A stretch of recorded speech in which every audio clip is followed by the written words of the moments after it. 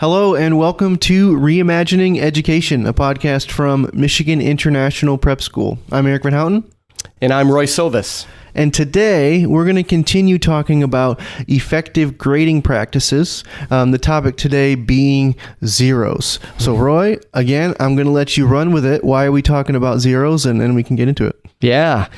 Well, zeros are used in grading practices for a couple different reasons. One, of course, it can be just poor performance. A student attempts an assignment and they didn't do anything academically that shows, so they get a zero, right? So that's possible, right? You do an assignment, no academic evidence, it's a zero. That's one way it's used. The other is student fails to do the assignment. So they get a zero, didn't turn it in for that. There's also the use of zeros for behavioral infractions, such as cheating. Oh, you cheated, you get a zero. Okay? So that's generally how they're used. The problem with using zeros is it distorts what the grade means in regards to academic achievement. So if a student is going to take a course and meet a level of standards, our standards outline the what of any particular course, K-12, we give them a mark of some sort, an indicator of what they've achieved academically. Now, traditionally, that's been part of the 100% grading scale, which we'll talk about in another podcast.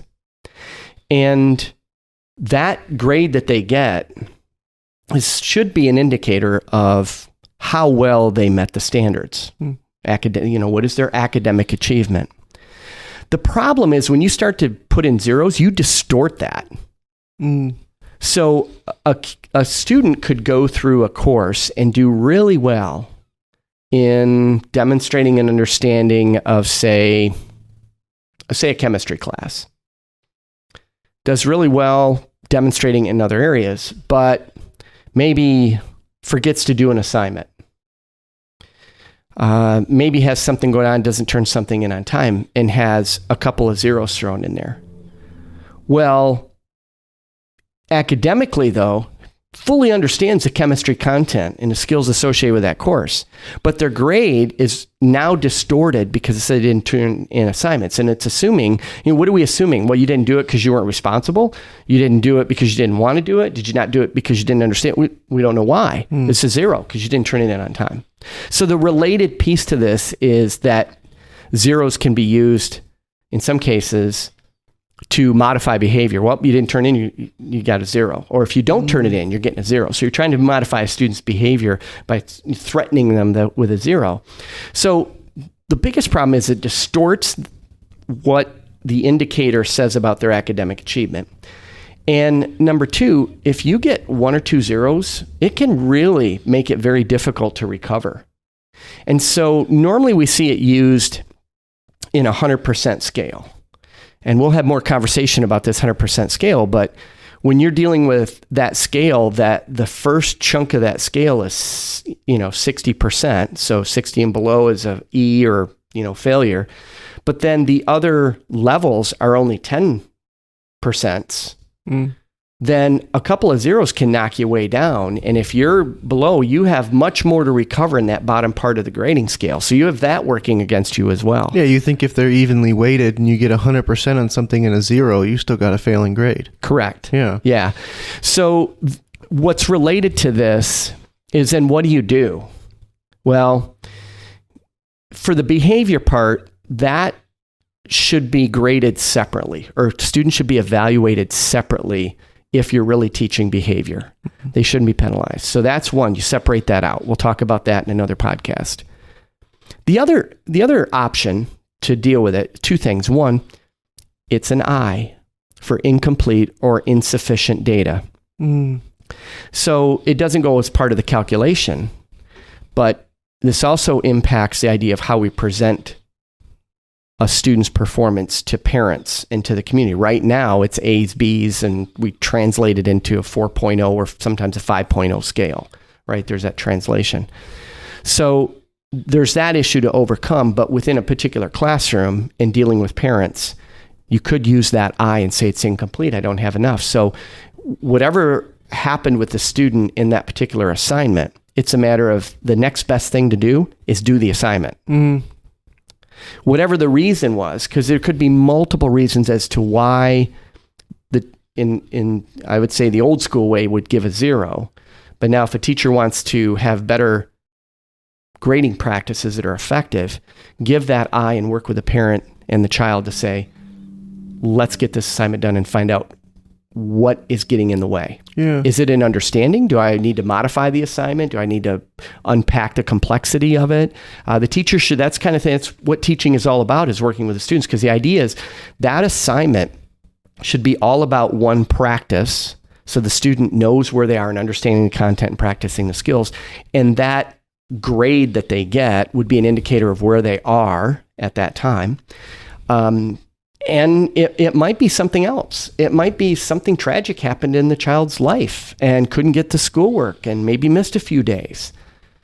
Should that distort their academic achievement because they had things beyond their control happen in their life? You see? Yeah. So it's really about using an I and then having them complete the assignment anyway, and then separating out, teaching behavior and providing a different grade, because there are educators who are adamant, and I agree with them, that we are teaching a set of behaviors with students, but we can't put that inside the academic grade. So stop me if this is too far or too much to talk about without preparing a little bit alternatives, but what then happens at the end of the year when there are ungraded or graded assignments that are incomplete, right? Do we keep eyes, let's say, because other students will have completed the 6 assignments that are graded, and this one student completes 5. What happens to that one assignment he didn't complete? There are multiple things, as we've talked about in this series, that impact it. So if we say the parameters are 100% scale, and we're in a system that hasn't adjusted to effective grading practices to deal with all these issues, then a teacher's left to turning them into 0s if they're treating all the students the same in regards to that. And that's why it's still the default, because we haven't made those other adjustments. Correct. Okay. Yes. Now, in my opinion, the teacher has professional judgment, which I think we need to keep in mind and carries a lot of weight, in my opinion. Mm-hmm. They're the one working with the student. They know that student. They're the ones that are intimate with the evidence that the student has provided. They're reading it, they're grading it, they're seeing it, they're in class with them, right? They're having interactions with them. So they're closer to that content. I think that the teacher, in the preponderance of evidence of what the student has provided in the assessments and the work, the teacher can then apply an appropriate grade that would indicate where that student is and can override the mathematic calculations that are distorted. Yeah. So even working in a 100% system, if I were an administrator, I would tell my teachers, use professional judgment. So let's say, for example, you have a semester, a midterm test. Big test, covers a lot of the content, and it's a sampling of it, but it's a big one. It's a big part of the grade. And leading up to it, a teacher has chosen to include grades from assignments. And let's say a student has missed 3 or 4 assignments and got 0s, and it's distorting the grade. But then they take the assessment. The student does really well on the assessment, and the questions about the content that were on the assignments that the student received 0s, they get right. So they learned it along the way somewhere. It's just that the teacher didn't have the evidence of it at that time. But by the time you take the final instrument, use a final instrument, the thing that we're going to say, okay, do you got it? This is an end of learning. You're supposed to have it. You should be here. Let's do that check. This is what's going to give us that indicator of where you are in your learning at the end of learning. This will determine it. And they take it and they get it. Well, that's the evidence that they've learned it. So why should they still be penalized for a couple of things that they missed along the way? Yeah, that's, you see, these all fit together, and this fits perfectly with the episode we recently did on getting them to complete ungraded assignments. Yes. So these are essentially assignments that are graded, but would fall into those what should be ungraded assignments that go into the assessments. Is that somewhat accurate? Yeah, that relationship of, if we're giving kids work to do, it better have something to do not only with the standards, but it's a matter of practice that supports them to get ready for when the time comes for them to demonstrate that they've got it. I love that.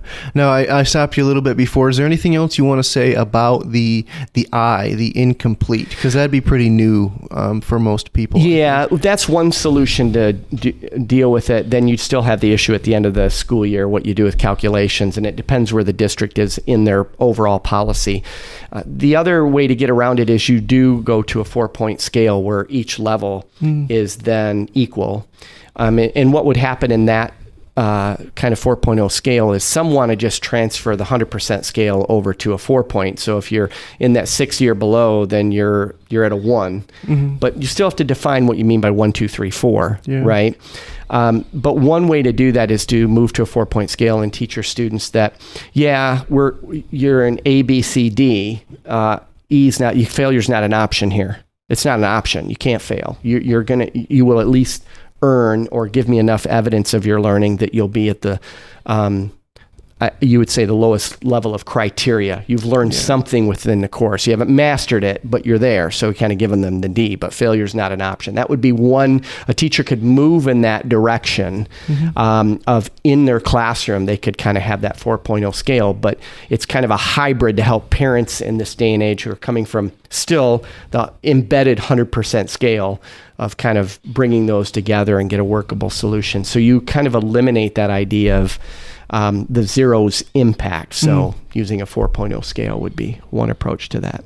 Yeah, and that eliminates a lot of, I was always told on the 100% scale that like 80 is good and the C at 70 is average, but you're saying that, over half of this grade scale or on the 4.0 even, like if you're average or slightly below average to the standards, you're in like a 1 or a 2. Right. So it gets confusing, especially when you know that 1 isn't failing. So I don't know how to describe that better, but it just seems like there's something there that zeros aren't integrating properly or appropriately, which is what we're talking about, right? Yeah. It distorts mathematics of it because of what zeros do in mathematics. It distorts how that scale indicates academic achievement. Yeah. And that's the biggest problem with zeros. The related issues we've talked about, and you have to come up with solutions with those. And sometimes it's challenging for educators to make that adjustment because the default, it's easier. Nope, you got a 0, you didn't do it, 0. Yeah. And you move on to the next thing. But we're really trying to, here at MIPS, we're about learning. And we're about the student and them as an individual and whatever they bring to the table as an individual. So we try to focus on that as much as we can. So they all have different needs. So if we were really focusing on learning, then it takes a little extra work to make adjustments so we get them to perform academically. And they're not penalized for practice, and they're not penalized for extenuous things that might be behaviorally related, it might be family issue related, and that the indicator, the grade that they get, really tells us where they are academically. That's what we're striving for. Love that. So we explained what we mean by zeros. We talked about the issues that are with it, and you explained some solutions. Is there anything else about zeros that you want us to know? There are some related issues that we could get into in detail, but that's a good foundational piece. One that will help is we've talked about having another podcast talking about behavior. What do we do with behavior then? Because right now we're trying to use that as a leverage point for getting students to behave. And well, if you don't do this assignment, you get a 0, and it's going to impact your grade. Now, what do we do about that? Yeah. And there's a solution to that. That's a related issue we'll talk about next time. I love that. Well, Roy, thank you so much for explaining zeros to us, and we'll get that other podcast out too, because they all fit together so perfectly in what we call effective grading practices. So it's almost like you hear one, you want to or should hear them all, right? But that's right. Thank you for taking the time to do this and explaining it for us. Thank you. Thanks for having me. Yeah. Reimagining Education is brought to you by Michigan International Prep School. If you'd like to learn more about us and what we do, head to our website at miprepschool.org. That's miprepschool.org. Thank you so much for listening to this podcast. We will talk to you soon.